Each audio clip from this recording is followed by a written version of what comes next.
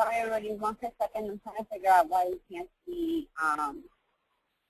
It says that it says here that I've been made the presenter. Please close conference. Ready and now. Sorry. To my what? screen. Mhm. What's so is there anything I want to? Can anybody see it now? Oh, yeah, there we go. Sorry, everybody. Yes, there you go. Are we good? We're good. So good evening, everyone, and I am so delighted that we are having folks on the line to talk about father engagement, one of the most pressing issues within truly within the United States of America. And hopefully this presentation will give you some insight on a few things. Hopefully we will be able to define the role of supporting men and of men supporting healthy birth outcomes. Identify barriers to male involvement during pregnancies and in the family, particularly for men of color, from communities of color. Also, to engage young adult males and becoming more involved in their reproductive health. We'll talk about that. And then also we will discuss strategies and identify best practices to support fatherhood and encourage male involvement during pregnancy. So I'm glad that you're joined here. And so the question that I start off with is say, a national crisis. Is this a national crisis? And I want you to think about that. And I want you to think about right now, perhaps the image when you think about men of color. What are some of the things that come into your mind? What are some things you begin to think about in terms of men of color, in terms of their level of involvement, their graduation rates, their engagement rates, their incarceration rates, and ask yourself, are we dealing with a national crisis? And here is just a simple definition of what I think a crisis is: a condition of instability or danger, as in social economics, political and international affairs leading to a decisive change. And so the question I asked earlier, when you think about young men of color, when you think about communities of color, is this definition applicable? When we think about the instability in the relationships within our communities. So we start asking that question. And as we walk through this presentation, I want us to also refer back to that, hey, this national crisis, if it is or if it's not a national crisis from your perspective. Just a father fact. 67.8 million our fathers are estimated across the United States, across this nation. 67.8 million. Now, of that 25.5 million are fathers who are apart from their children, who are younger than 18.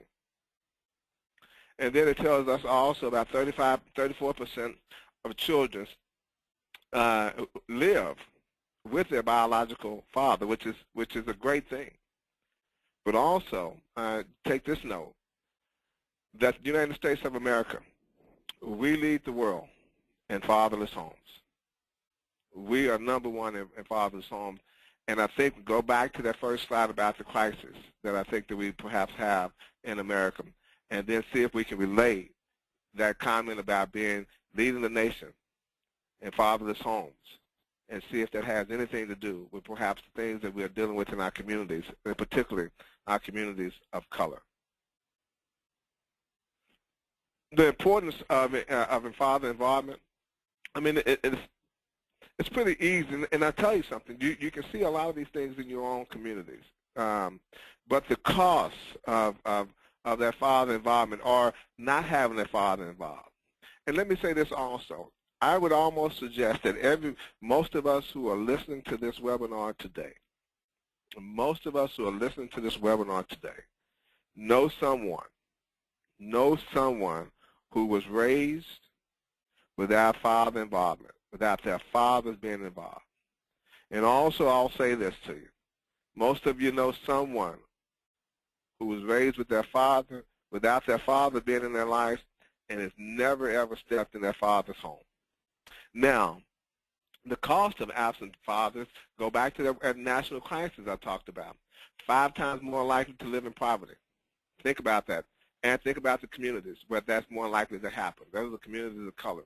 But also, we will see that also this is not just limited to communities of color. We also see that number also, that poverty rate that impacts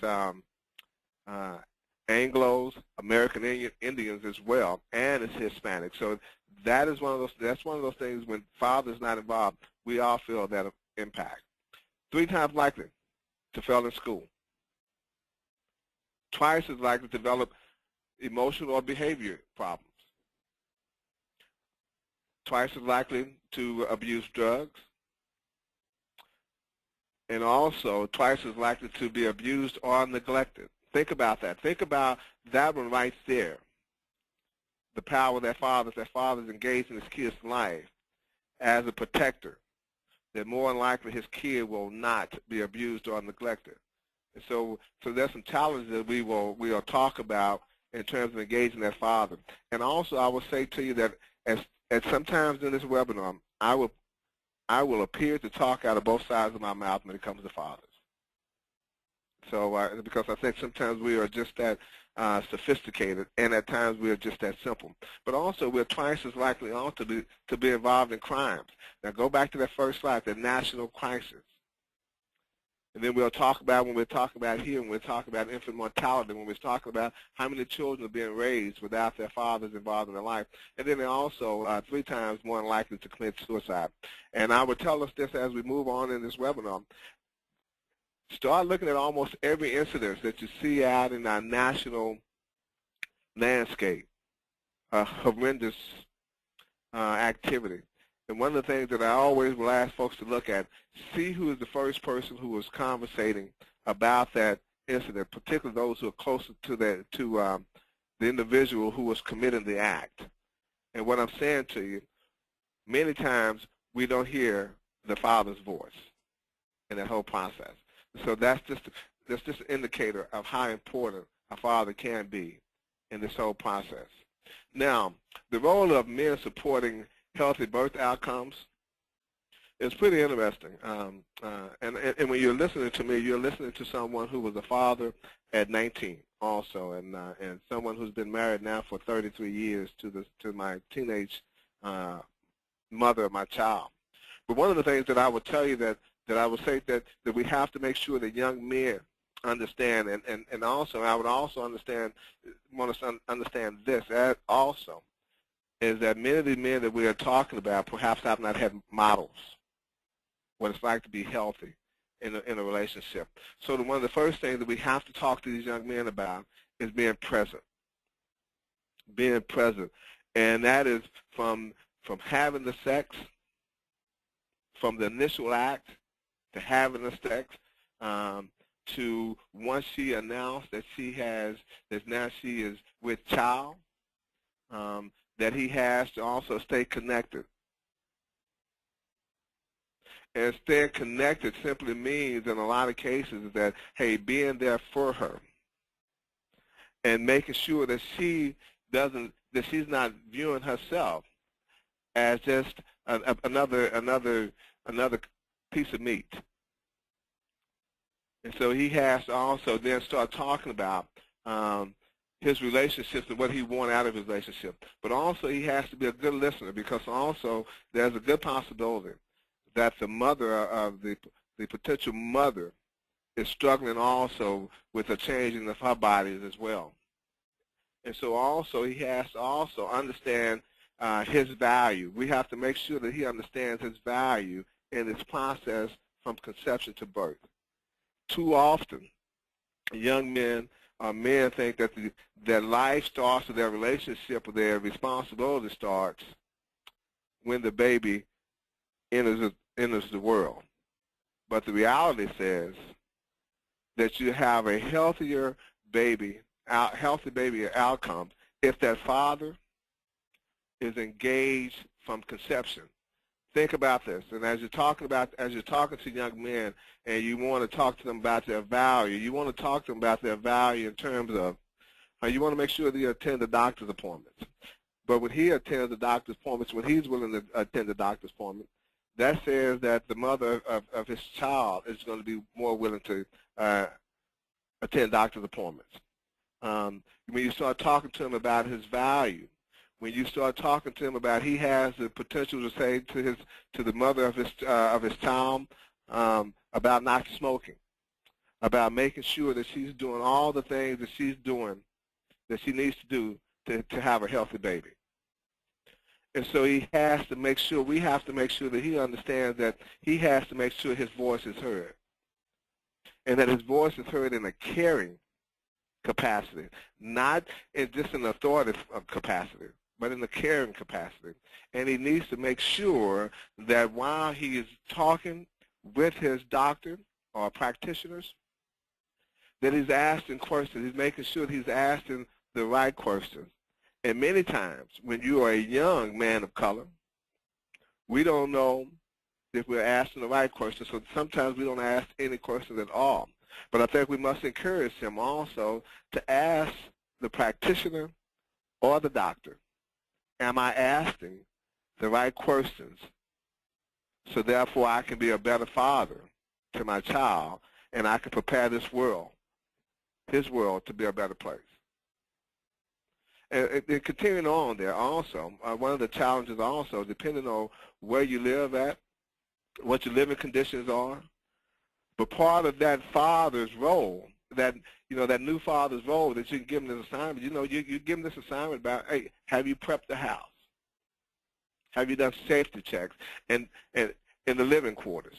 And I think when you give him those instructions, those positive things to do, you're again going back to what I said earlier, you're adding value to him. Now, he may not know what a safety home looked like, a safety check, because perhaps there was no one in his experience ever taught about those things. He was never perhaps taught about those things. Those things were never shared with him also. And so in terms of supporting this healthy baby outcome, the more that we get him involved where he's adding value, where he thinks he's adding value not only to himself, but to the relationship, and he can start seeing that the appreciation for his activities, you will also get this father also to also then start thinking outside the box of what he can do and how he can be more engaged. And help him identify some things that he perhaps that are very close to him, his support systems. He has to understand that he can't do this alone. He cannot do it alone, but he may not also recognize that right around him there are support systems. And then also we may have to also help him identify resources within his community that also can make him more comfortable and more engaging when asking questions about what are the best things he can do for his family. And here, this one here, and I think we all struggle with this one here, is particularly if we have not planned for the baby, but talking about a financial preparation for the new baby. And we all know that talking to anyone about money can be a difficult thing. But I think, again, when you start talking to him about his value as a father, that making financial preparations are essential for him and the new baby. But as I said before, he may have never had anyone ever talk to him about finances. And so when you are engaging him, what you want to do also is listen to him also and ask him open-ended questions about his experience growing up, his experience with his relationship, particularly with men. Have they been healthy? So therefore, you can get a better understanding on how to engage him also. And then also plan for your child's future together. You have to talk to this father, and you have to make him understand that this is not just him alone. That it's not just him and his lawn, it's not just him and his wife, but also it is that entire support system. that is going to raise this baby to try to make sure that this baby has a healthy outcome. And some of the things that keeps us from men from being involved in pregnancy. Some of the things that keeps us from being involved. Really, we talk about the lack of support services out there for fathers. And I think that's why we're having this webinar today, to talk about those things. I would challenge us to start looking around in our communities where we are today and start seeing just what's out there that's identified for fathers. There are a lot of services out there for mothers, rightfully so, but also there's a dying need for more and additional services for fathers. And many times it's going to be the mothers who's going to have to make that plea also to change this dynamic. But one of the things that keeps men from being involved, and I think it's the physical fact of the matter is that the mother is carrying the baby, so there's already a natural relationship. And so what we have to inquire or talk to that father about is that, hey, even though there is a physical separation, that it's your seed that also helps generate that life. And then also in terms of to break that barrier down, and also to tell him every once in a while that he has to, hey, that his baby is alive, and even though to break that barrier down, that he has to touch her stomach every once in a while, rub her stomach in a very caring and nurturing way. Because I think it's fundamentally, I remember myself initially saying, well, how can I be a part of this when she's carrying the baby? But I learned very quickly that I had a role to play in that, but also I had to break down some societal things in terms of my engagement also. And then also when we go to the doctors, as I talked about earlier, the first questions are usually to the mom and about the baby. And so again, if I am a man and I'm in this environment and I want to be engaged and no one seems to be pulling me into the conversation, and so that's one of the barriers again, and that's why I said earlier, sometimes I have to know what questions I need to ask. Therefore, when all the questions are going to the mom and about the baby, I still can assert myself, as I said earlier, to be a part of the conversation. All right? And then another one of the barriers that happens also in communities is also the limited literacy available to read written information. I mean, sometimes if we go back to that crisis scenario that I talked about earlier, if we have a higher dropout rate within the communities of color, then more than likely you have a lower literacy rate in those same communities. And so therefore, many of the men may have trouble reading the materials that's at a doctor's office or at a clinic or things of that nature. And so therefore, there's a resistance that sometimes builds up internally of what I can't do. And if I am thinking about the fact that I don't have power or have value, then my literacy gives me a reason sometimes to run away. And so therefore that barrier that sometimes is self-manifested, but also because sometimes systems that work together have been broken down. And what I mean by broken down is that educational system is broken down to where I am not, I can't read above a 6th grade level. Then reading materials about how to help my baby, or help myself, becomes a natural barrier. Then I think also, so we have to make sure that the reading materials that we're prescribing for young men and families also, not only are they well written, but I think also we also may need some things such as pictures also in those documents. And then as we move on with some of the barriers that involve that keeps us from being engaged also, particularly when you talk about families of color, right? Really trying to balance family needs and life needs. And I've been hanging out with my boys and all the time. and I've not had, again, if I've not had anyone role model to me and say that once I become a father that my child becomes my top priority, I sometimes struggle with where I should be because I'm not understanding my role, nor do I understand the value that I have in terms of relationship with my child. I'm hoping I'm making sense here.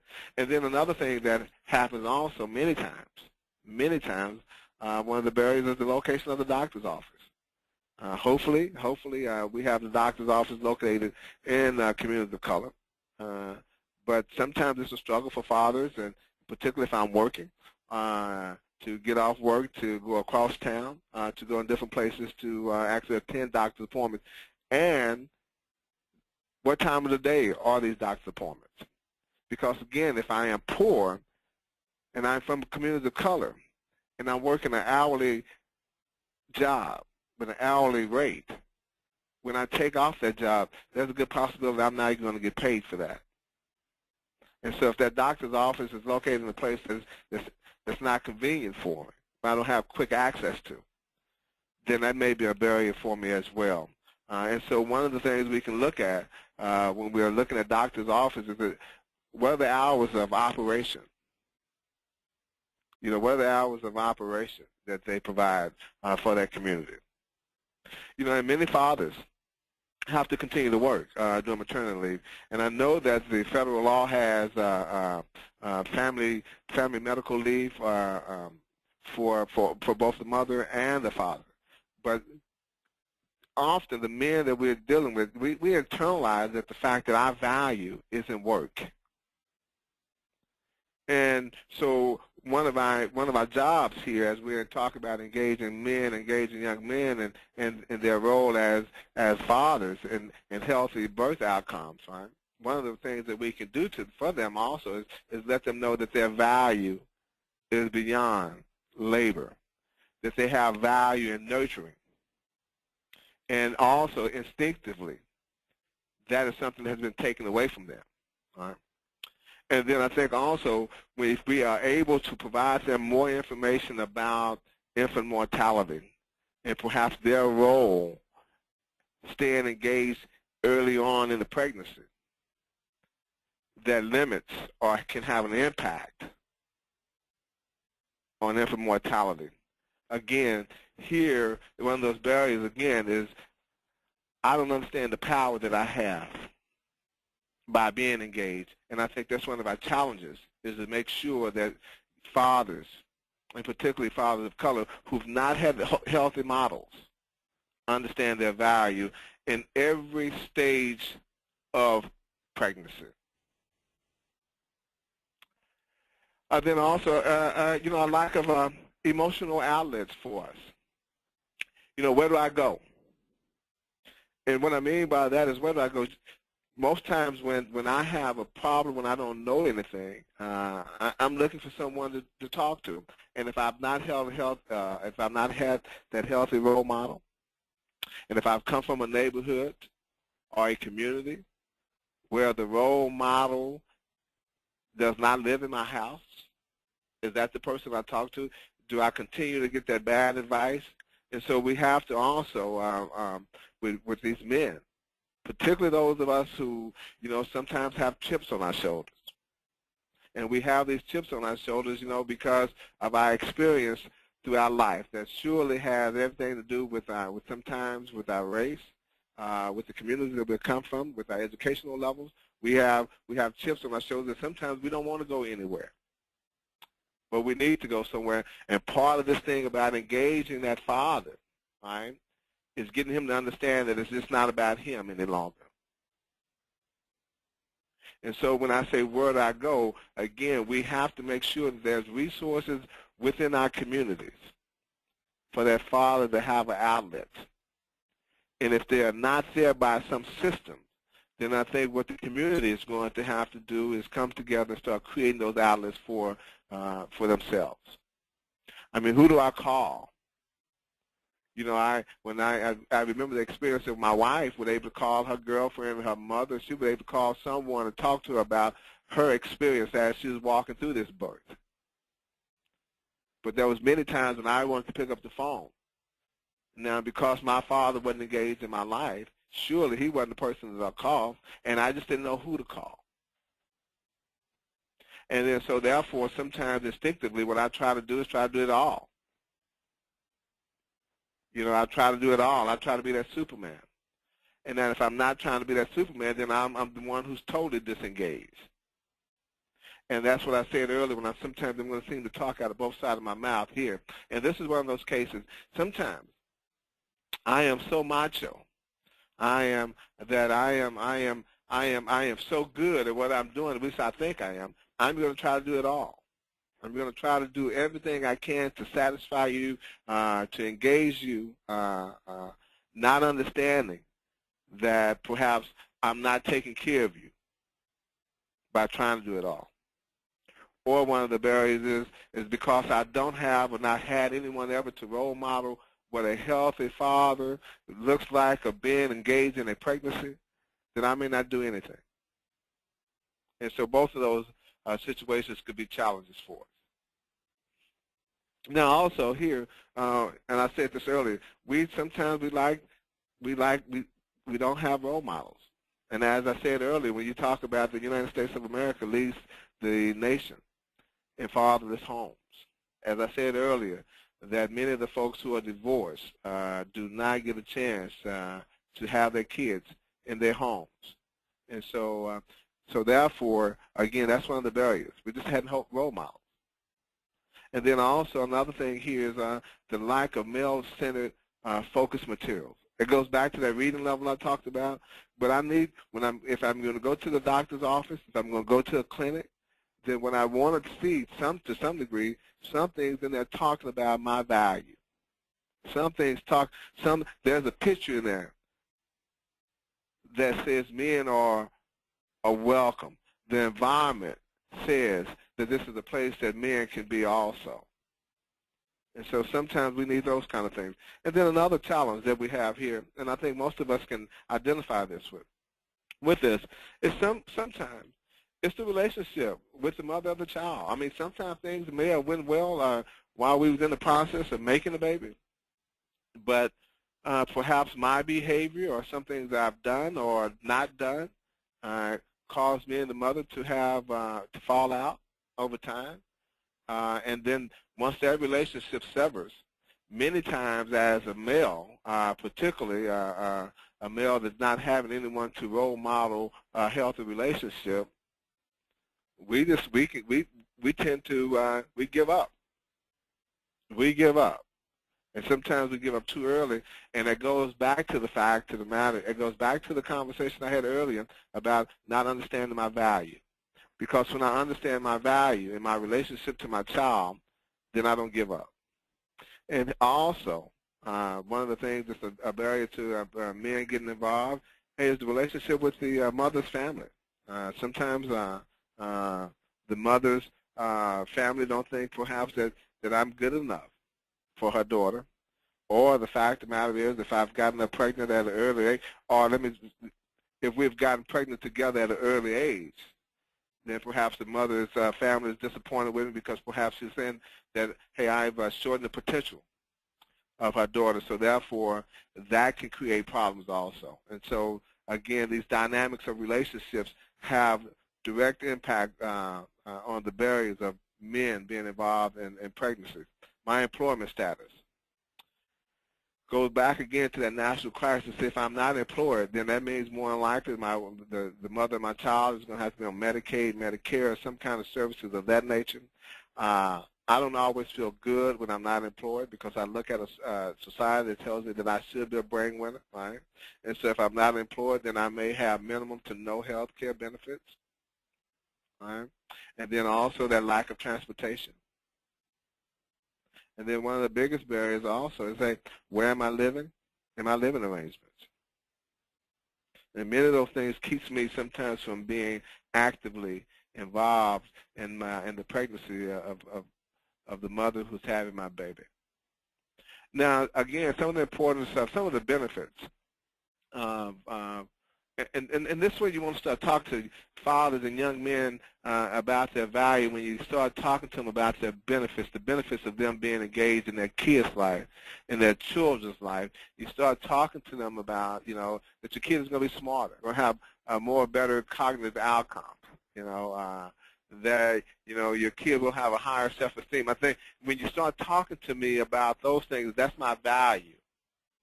And then every once in a while, when you're while you engage me, as you're talking to me about those things, hey, stop and see my response and see if some of these things are sinking in. All right? Talk to him about higher grades, and then talk to him about his experience. Talk to him about Lord, drug and alcohol, and then talk to him about his experience and the choices he's made, whether his father was in or out of his life. Give him that opportunity, because part of this thing of engaging fathers is not sometimes just talking to them, but also listening to them also. Because if you give me the space to listen, where you listen to what I'm saying, I'm going to tell you really what's really bothering me. And I'm going to tell you some of the issues that I'm dealing with as a male. Now, also some of the strategies to employ that I think you can employ to help fathers to get more involved in the whole process. And the first thing is, because she's carrying the baby, I think moms have to be equipped with facts about father involvement.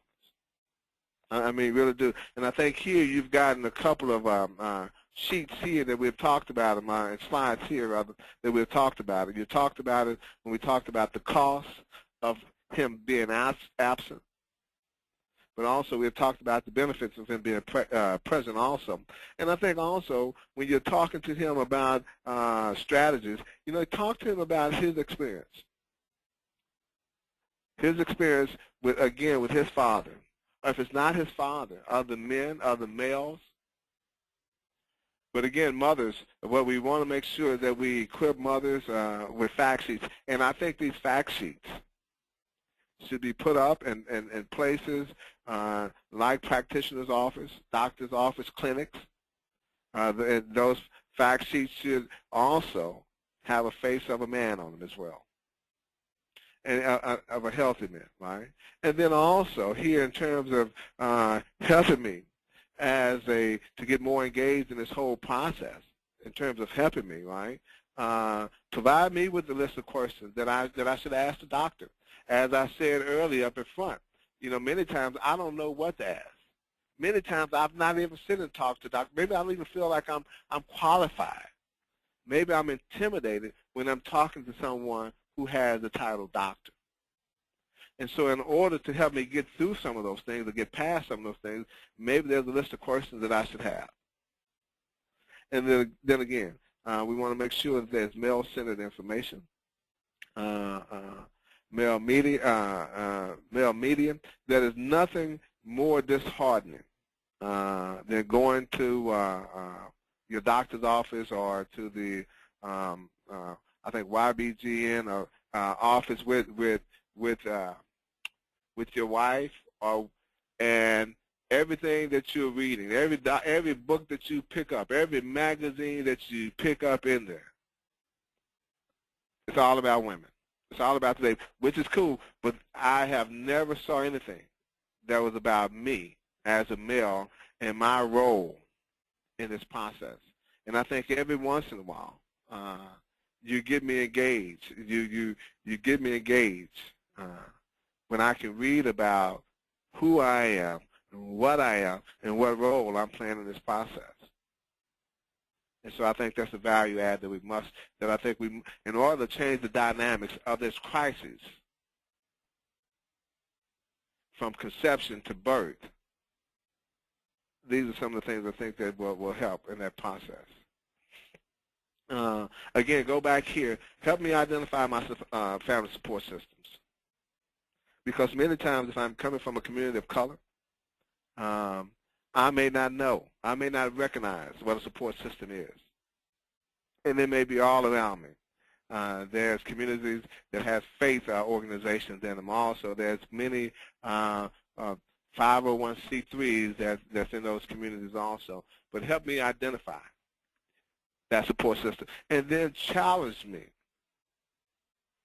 to also to be an engaging individual, to be a part of that support system myself. And then also say, and make sure you always say a part of that support system that you need to be there if you don't have a support system now. Tell this father, when you're talking to him and when you're engaging, you're talking about if you don't have a support system now, and you see how that feels. But don't you think that you should be a support system for your kid that's on his way into this world? And then also, when you can, engage male role models in this process. I mean, if there's practitioners out there who are men of color that can also be involved in what we call these round tables, but or have someone that I can go and talk to in my neighborhood, in my community. Again, and one of the best sources sometimes, many times, are our faith institutions. But they're not there by themselves. I mean, but there's also, again, an abundance of 501c3s that perhaps can help find healthy role models for me to talk to about this whole process from conception to birth also. And then we need to do things like this also, create new births, new dads birth seminars. But we need to make them also, but we just can't create them, but I think we need to make them where they're important, that they have value, that they have a little swag to them as well. That they have a little swag to them, and therefore we can bring these young men in and connect them to the value of their children. Because many times, it's not that they don't think that they have value, they just don't connect the value that they have with their children. Validate their concerns, because many times we have concerns about the role. Not so much as the baby mind, but what am I supposed to do? That becomes a lot of pressure. And if I've not had that healthy role model, it can create problems for me. Because one of the things you have to also recognize about when you're dealing with men of color is that men of color don't run to systems. Men of color run away from systems. And that is something that is kind of inbred in men of color early on in our experience in life. Particularly if you come from a community where, hey, the systems have beaten you down, and you've seen them beat you down, and you've seen them also beat folks down who look like you, then you tend to not run to systems. All right. Assist also. Now, I said also here, when I talk about established fatherhood roundtables, that goes back also to engage in healthy role models in the community, because many times what we can do with roundtables, we can integrate those roundtables with men from the community from all walks of life that can validate the role of a father to a new father or to a potential new father, can validate his concerns, can validate, the reasoning and the logic about why he should be engaged, can validate outcomes of being engaged. But on the flip side, they can also validate not being in the process and what some of those outcomes will be for your child also.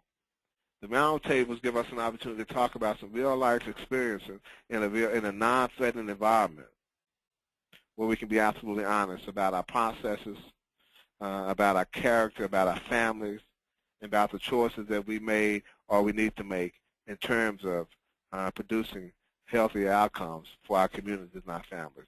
And then also, this thing again, we talked about transportation. I don't know about you, but some communities have excellent mass transportation. Some do not. So when you're engaging me, look at those options also. Look at where that doctor's office is. Is that doctor's office or that clinic, are they on the bus line? Can you talk to me about, hey, I know this may be a difficult way to get around. It may be hard for you.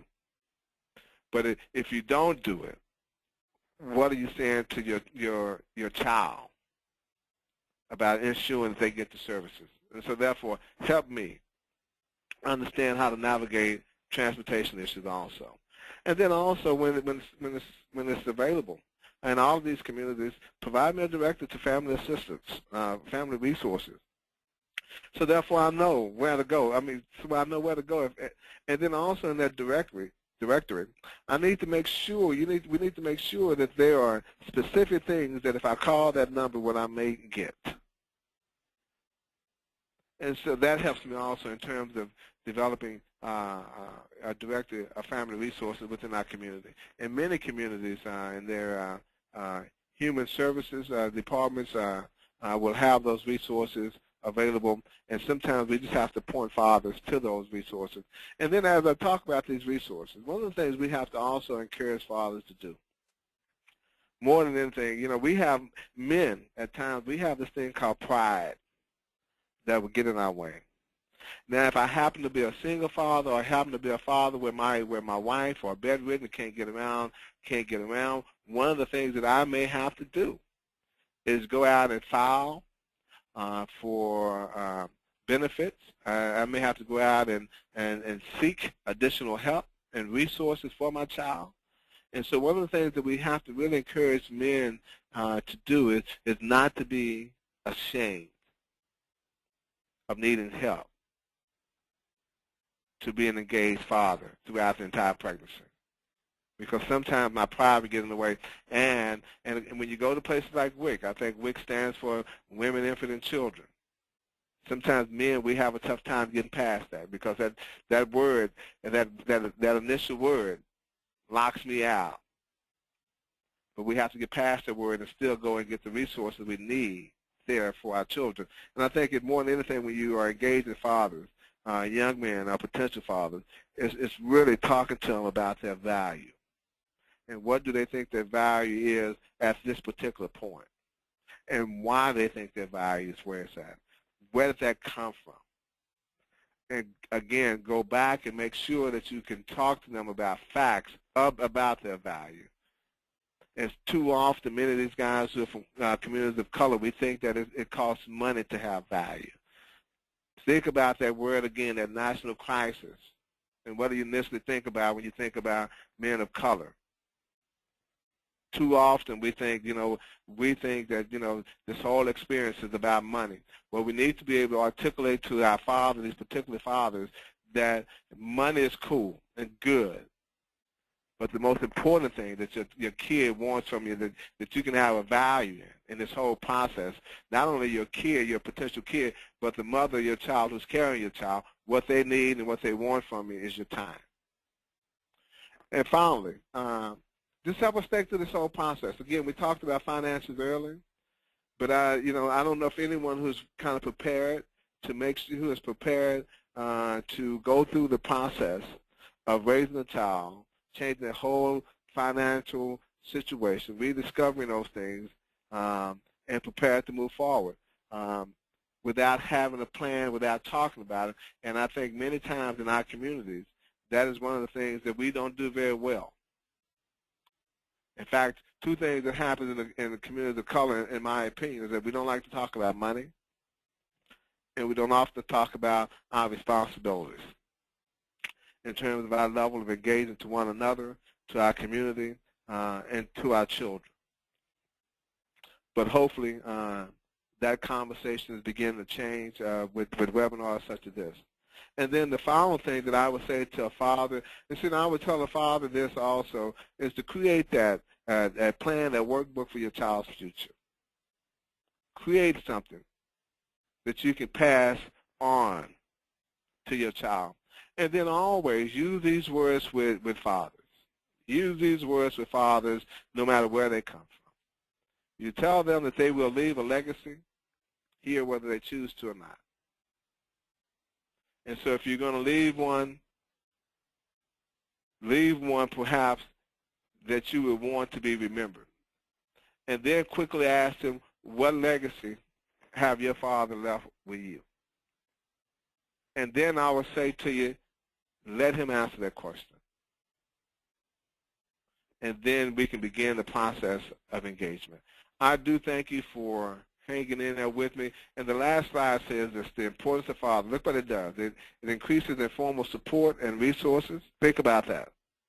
Think about if we engage that father, the importance of that father, the informal support and resources out there.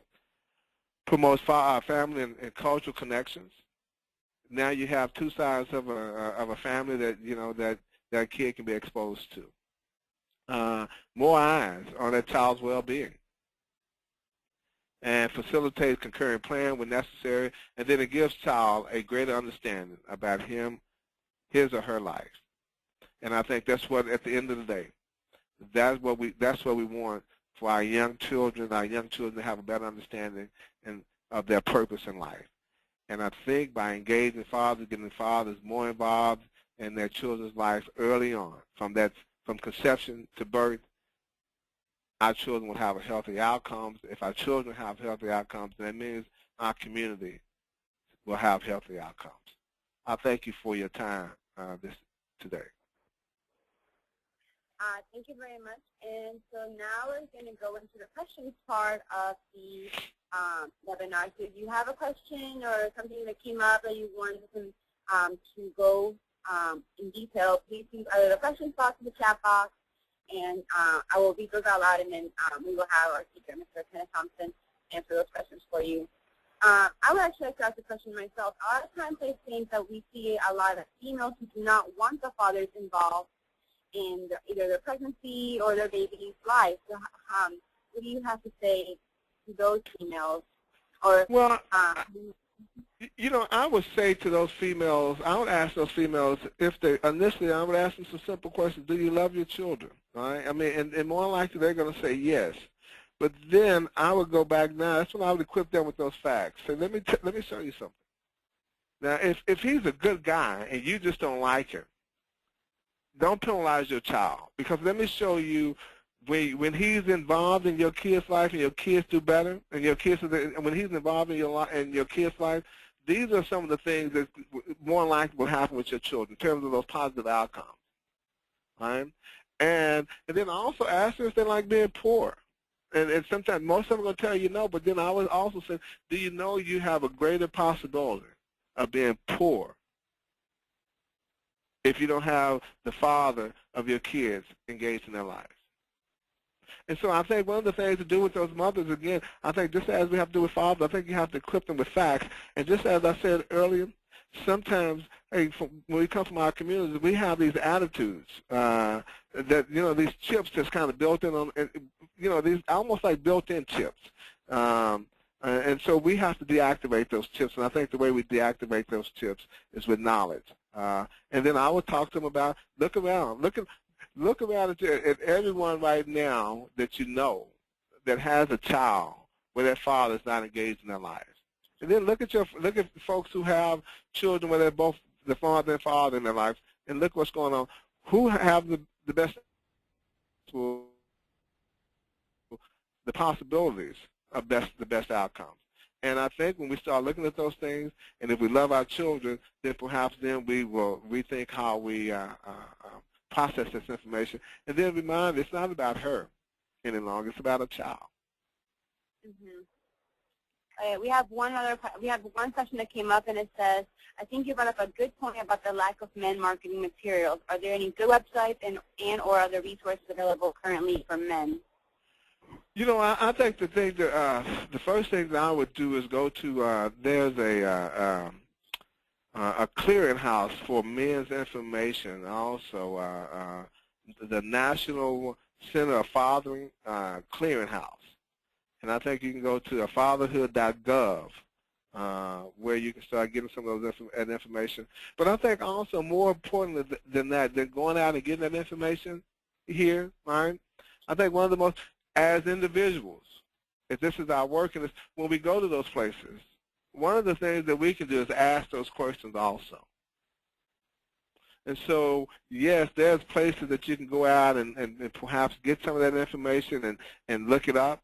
But I think one of the most important parts of this whole process, when I walk into, for instance, when I walk into my to where my wife goes was going for the doctors. You know, I asked that question, and now we're no longer having children, right? But I asked that question, saying, "Hey, I feel like, you know, you don't care about me at all here. Where am I voice?" And I will tell you, 6 months later, when I went back to that place, there was a little bit more male-centered information there. And so, again, I think this whole process, in terms of changing the dynamics of this conversation, we have to ask for it as well.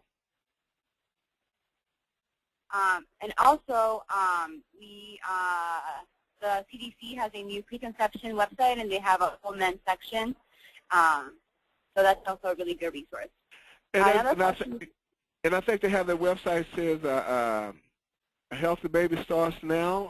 I think there's a website that Texas have that has just a whole section on fatherhood.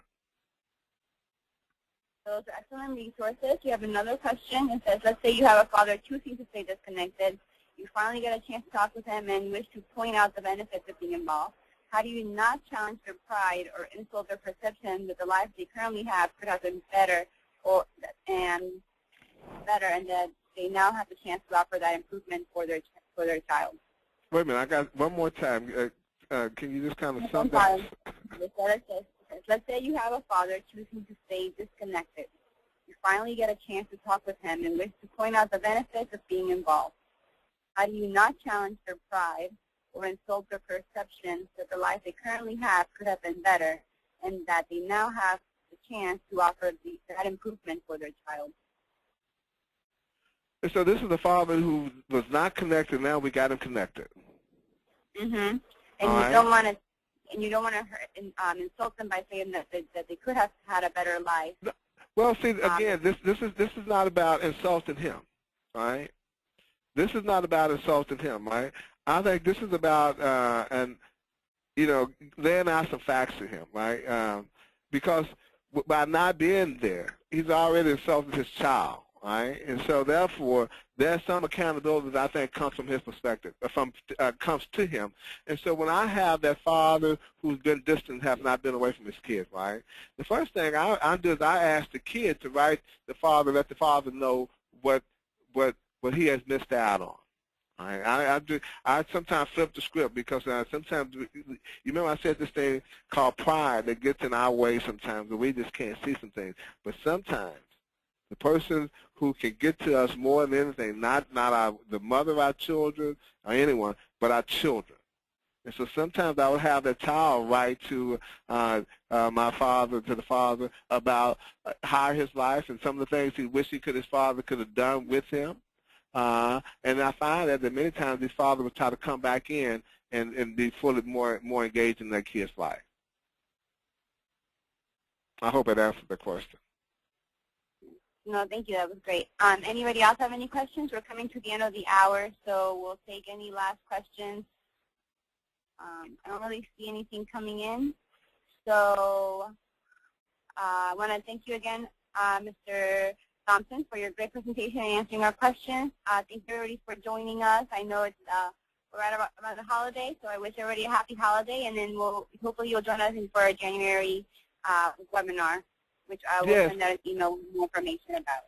Hey, Denise, send me your contact. I think I have your contact information, but what we was talking about earlier, I'd like to follow up on that. Excellent. We will definitely maintain contact.